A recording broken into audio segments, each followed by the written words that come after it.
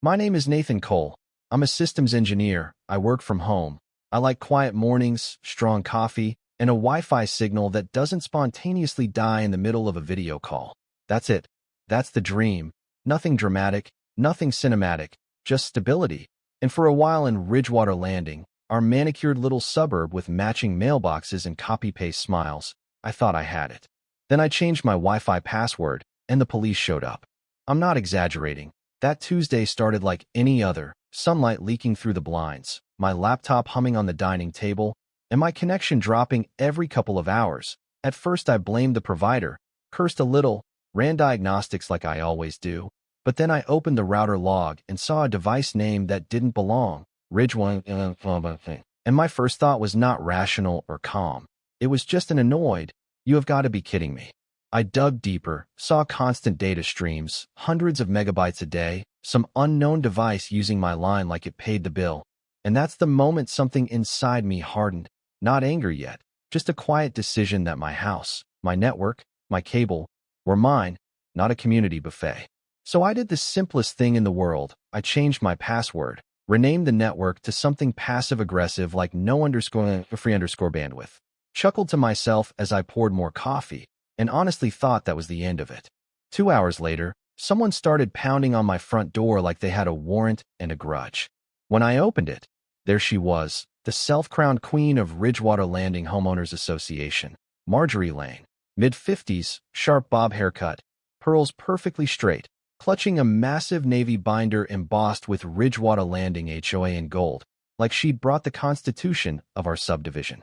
"Mr. Cole," she snapped, not even pretending to be cordial. "What did you do to the community security network?" I blinked, mug halfway to my lips. "What network?" Her eyes flashed. She jabbed the binder toward my house, toward the general direction of my router, like she could see the 5G signal with her bare eyes. The HOA security grid, the cameras, the monitoring system, everything went offline this morning, right after you tampered with your Wi-Fi. I told her calmly that my internet was private property, that I did not give consent for any HOA device to use it, that nowhere in my closing documents or welcome packet did it say congratulations on your new home. By the way, your router now belongs to the neighborhood. She flipped her binder open with theatrical outrage, landed on a highlighted paragraph, tapped it so hard the pages shook. Section 14C. Cooperative infrastructure support, she announced, as if an invisible jury were watching us. It clearly states every homeowner must contribute to shared systems. I glanced at the page, recognized a clause about irrigation pumps and snow removal, not digital surveillance, and felt my patience thinning. That says sprinklers and drainage, not my router. She leaned in, voice low and venomous. "You are undermining neighborhood safety. Ridgewater Landing relies on those cameras, and you do not have the right to disconnect our grid." Neighbors started to appear, one by one. Doors cracked open, blinds tilted just enough, a couple of phones held at that "I'm not filming, but I'm absolutely filming" angle, and I felt that familiar pressure, the urge to cave just to keep things quiet. But something in her tone made my spine stiffen. "Marjorie," I said, keeping my voice level, "you were stealing bandwidth. You never asked, you never told me. You just used my network. That's not safety, that's trespass." Her jaw clenched. "If you have nothing to hide, why are you so afraid of a few cameras?" That line hung over the lawn like a storm cloud. I crossed my arms against the doorframe, heartbeat ticking up, and said the sentence that lit the fuse on everything that followed. "If you truly think my Wi-Fi password is a crime, go ahead, call the police. Let's see how that plays out." Her eyes lit up like I'd handed her a trophy. She pulled out her phone, dialed 911 on speaker, making sure everyone heard. "Yes, this is Marjorie Lane, president of Ridgewater Landing HOA. My neighbor has disabled our community security system. He's interfering with communications infrastructure. We need officers dispatched immediately." I shook my head, half amused, half stunned. I honestly thought the dispatcher would talk her down. 10 minutes later, the first patrol SUV rolled around the corner, lights spinning across my windows, reflecting off my TV, painting my quiet living room in red and blue like some kind of low-budget crime drama, and my amusement evaporated into something tighter, colder, sitting right behind my ribs. 2 officers stepped out, one older, calm, with Sergeant Daniel Rhodes on his nameplate, the other younger, Officer Tyler Beck, wearing the expression of a man who has responded to one too many HOA calls. "Afternoon," Sergeant Rhodes said, eyes flicking between me and Marjorie. "We got a call about some kind of interference with a security system." Marjorie practically sprinted to him, binder pressed to her chest. "Yes, officer." He took down our entire surveillance grid. The HOA cameras, the neighborhood feed, everything went dark when he changed his router. He's refusing to restore access. Rhodes turned to me, one eyebrow clearly ready to lift. "Sir, is that accurate? Did you disconnect some shared system?" I stepped aside from the doorway, gestured inside. "You're welcome to look at the most dangerous weapon in this house, a middle-aged router and a man who pays for his own internet." Officer Beck snorted under his breath. Sergeant Rhodes tried not to smile, but he still asked, "Do you mind if we take a look at your setup, just to understand what's happening?" And that's how two cops and I wound up standing over my router in my small home office, watching the device list refresh, the green lights blinking steadily like none of this was unusual. Rhodes leaned in, squinted, then pointed at the screen. "There, that one. Ridge 1. It's still trying to connect from a remote endpoint, and it's bouncing off your firewall." I felt a bitter satisfaction bubble up. That's the mystery guest I changed the password to kick off. Beck checked the logs, scrolling through the timestamps, his expression shifting from casual to focused. "This endpoint is registered to the Ridgewater Landing HOA clubhouse. It's been using your line as a tunnel." Rhodes looked up at me, then toward the window where Marjorie was pacing on the sidewalk, already rehearsing her victory speech. "Mr. Cole, would you be willing to come with us to the clubhouse so we can verify something?" I nodded, because at that point I had a feeling this was no longer just about my router. It was about what they'd been plugging into it, and how deep this rabbit hole went. I had no idea that within the hour, half the neighborhood would be gathered in front of the Ridgewater Landing HOA Center, watching the police unlock a door labeled maintenance, and discover that our peaceful lakeside community had been turned into a live-feed surveillance lab by the woman who just called 911 on my password. The maintenance room behind the clubhouse wasn't a closet with mops and buckets like the sign suggested. It was a windowless, humming little nerve center, racks of hardware lining the walls, Ethernet cables snaking into an industrial router, 3 wide monitors showing a grid of camera feeds, and a server in the corner labeled RLH_secure_core with a smug little green LED. On the screens, there they were, our lives. Driveways, front porches, backyard patios, side gates, kids riding bikes, someone grilling, an elderly neighbor reading on her deck, one camera aimed suspiciously low at someone's sliding glass door, where you could clearly see into a living room. Then Officer Beck clicked to another feed and my stomach dropped. There was my backyard, my patio table, the reflection in my door catching my laptop on mornings I worked outside. It wasn't zoomed in by accident. It was framed like a shot. Behind us, Marjorie Lane started to sputter. This is our safety system. It's part of Ridgewater Landing's crime prevention initiative. We have every right." Sergeant Rhodes cut her off, voice suddenly sharp. "Do you have signed consent forms from each homeowner authorizing interior and exterior surveillance routed through a private network?" Her mouth opened and closed, grasping for a legal phrase that didn't exist.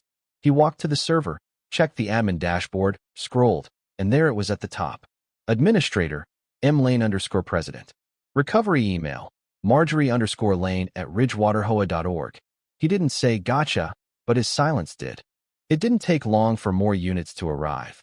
Then a guy from County Cybercrime, Agent Lucas Crow, compact, serious, with the permanent eye bags of someone who has seen far too much of the internet. He started imaging the drives, looking over the logs, tracing outbound connections. "Whose line have you been piggybacking on?" he asked, more to himself. "Mine," I said quietly, feeling every neighbor's eyes land on me. They routed everything through my router to hide the HOA IP. Crow whistled low. "That's not just nosy, that's sophisticated and deeply illegal." Outside, Chloe Jensen, our resident vlogger who usually filmed neighborhood squirrels, now had her phone up streaming, live from Ridgewater Landing. HOA president busted? And I could practically feel comments piling up. Neighbors began to react as the story spread. Howard Briggs, the guy who once got fined for planting tomatoes in view of the street, shook his head and muttered, She fined me for unsightly vegetation while she was watching my yard in 1080p. As the equipment was tagged and bagged, Marjorie tried to pivot into victimhood, telling anyone who would listen that she only ever wanted to keep everyone safe, that crime rates were rising, that without her system, we'd be robbed blind. But Agent Crow found something worse on the backups when they took them downtown: interior feeds, smart doorbells, baby monitors, indoor cameras that had auto-connected through poorly secured networks, all quietly redirected, watched, recorded, sorted into folders by address, with notes. When they called me in to show me, the room felt colder. There was a folder labeled Cole_residence, with dates and timestamps. One clip of me working at my kitchen island, another of me moving past a window with a towel around my waist, the angle taken from a reflection I never noticed. My hands tightened around the chair. How long has this been going on? 8 months at least, Agent Crow said, jaw tight. She logged patterns: when people left, when they came home, who argued on their decks, when kids played in the sprinklers. She used your line as cover for it all. I drove home in a quiet that felt heavy instead of peaceful. A few days later, Ridgewater Landing HOA called an emergency meeting, this time without Marjorie, who was now facing charge sheets with words like unauthorized interception and electronic intrusion. The interim board, led by Brian Alvarez, the soft-spoken vice president who used to just sign checks and nod, stood in front of a room full of angry homeowners. On behalf of the board, he said, voice shaky, we apologize for the invasion of your privacy. We did not know the extent of what Mrs. Lane was doing with the system. You signed the budget, someone shouted. He winced. We saw line items called perimeter monitoring and license plate capture. We never knew she was routing internal feeds. She handled all the tech, told us it was approved through the county. She even forged emails from officials. There was outrage, humiliation, grief, all swirling in that room. And then eyes turned to me when Brian cleared his throat. Nathan, you were the one who exposed this. We'd like to ask you to serve as temporary technology advisor, to help us rebuild something legitimate, transparent, if you're willing. Part of me wanted to say no, to walk away from HOA anything forever, but looking at my neighbors, at Chloe, at Howard, at parents who now knew someone had watched their kids in their own backyards, I realized walking away would just leave the vacuum open for the next Marjorie. So I nodded slowly. I'll help. But rule number 1, no more piggybacking, no shared private networks, no secret feeds. Everything public is truly public, everything private is off limits. The applause felt strange, like being thanked for doing the bare minimum, insisting that people deserved not to be spied on at home. But it also felt like the first step in pulling a community out of a shadow it didn't know was there. And still, the story wasn't over, because Marjorie Lane, even after being exposed, even after cameras were hauled out and her admin access removed, decided to appeal, to claim the justice system, and I had wronged her. Months later, just when Ridgewater Landing was starting to feel normal, when the new, legal camera system monitored only entrances and the community pool, when we had cookouts by the lake without glancing at every lamppost for hidden lenses, an official envelope slid under my door. Summons. State versus Marjorie Lane, appellate hearing. She was arguing that her sentence was too harsh, that she'd been defamed by residents, that I in particular had exaggerated for personal gain. In court, she wasn't the flustered woman shouting with a binder anymore. She sat beside a new attorney, Gregory Shaw, a tall, polished man who specialized in reputation recovery, his job basically being to reframe villains as misunderstood guardians. He stood and said words that made the room bristle. My client acknowledges errors in judgment, but her intent was never malicious. She was acting as a protector, not a predator, and the community, led by Mr. Nathan Cole, has sensationalized her actions, destroying her standing beyond what the law intended. When it was my turn on the stand, he tried to paint me as attention-seeking. Mr. Cole, Shaw said smoothly, you changed your Wi-Fi password knowing it would disrupt the system, did you not? I changed it because someone was using my line without permission, I replied, forcing myself to breathe. I had no idea there was an illegal system behind it until the police found it. He brought up interviews I'd given about privacy rights, a podcast that had quoted me, a local news clip where a Cheerin labeled me the Wi-Fi whistleblower of Ridgewater Landing, Like that nickname was evidence that I'd masterminded some PR campaign. Is it true, he pressed, that you referred to my client as a suburban dictator and called her behavior HOA tyranny? I met his gaze. Those phrases came from her own emails, where she said if residents won't follow rules, cameras and routers will make sure they do. I read her words aloud. That's all. Even Judge Amelia North, who had been sternly neutral the whole time, had to hide a hint of a smile behind her hand. Then the prosecutor introduced a file they had recovered from Marjorie's personal drive, a document titled Resident Profiles, Confidential, full of notes like, Cole, works late at computer, suspicious, spends too much time online. Briggs, argumentative, frequently violates landscaping rules. Jensen, records everything, potential threat to HOA image. The judge's patience finally snapped. Mrs. Lane, this is not community safety. This is obsessive control. Marjorie took the stand, tears trembling in her voice, saying she had only wanted order, that the world was dangerous, that without someone watching, people would destroy what made Ridgewater Landing special. And for a brief second, I saw the fear under her control, the terror of things she couldn't manage, the belief that the only way to feel safe was to watch everyone else. But fear doesn't erase harm. The appeal was denied. Her original sentence stood, plus a 5-year no-contact order with any resident of Ridgewater Landing, and a stern lecture from Judge North about how authority is not a license to invade privacy. Outside, cameras and microphones waited again, but this time I walked straight past them. The only words I left hanging on the courthouse steps were quiet, muttered to myself. I didn't win, privacy did. Life in Ridgewater Landing finally began to breathe again after that. We rewrote the HOA bylaws with mandatory consent for any shared text system.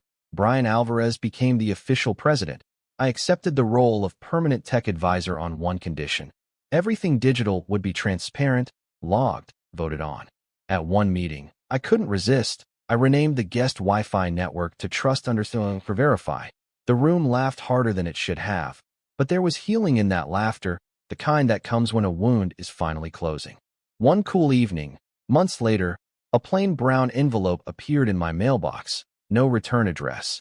Inside was a flash drive and a short note. You probably don't want to hear from me. I don't blame you. There's a video on this drive. Watch it once, then do whatever you want with it. Marjorie. I debated throwing it away, but curiosity and closure won. On the screen, Marjorie Lane sat alone in the now empty HOA office. The walls bare, no screens, no servers, just her and a camera on the desk. She looked smaller, older, like the weight of all those eyes she'd watched had finally fallen on her. I thought I was protecting people, she said quietly. Truth is, I was just trying to control what scared me, and I used power I never should have had. I'm not asking you to forgive me, Nathan. I just hope you keep doing what you're doing, reminding people that safety without honesty is just fear in a nicer outfit. The video ended. I didn't feel triumph or rage, just a strange, tired kind of sadness for her, for us, for how close we'd come to letting control masquerade as care. These days, Ridgewater Landing is normal in the best way. We still argue about where to put the playground bench. Someone still complains when music is too loud at a barbecue. Howard still grows tomatoes that technically violate some line in the handbook. But when we sit by the lake at sunset, kids riding bikes in circles, porch lights glowing warm instead of ominous, I feel something I didn't feel when everything looked perfect on the surface. I feel trust. At night, when I shut down my computer, I sometimes glance one more time at the network list on my screen. RL_public, Cole_home. Nothing weird, nothing hidden, just the quiet hum of a router doing exactly what it's supposed to do and nothing more. And every now and then, when I remember that all of this started because I got tired of my Wi-Fi glitching, I have to laugh a little, because sometimes the smallest boundary, one changed password, one no, exposes the biggest truths.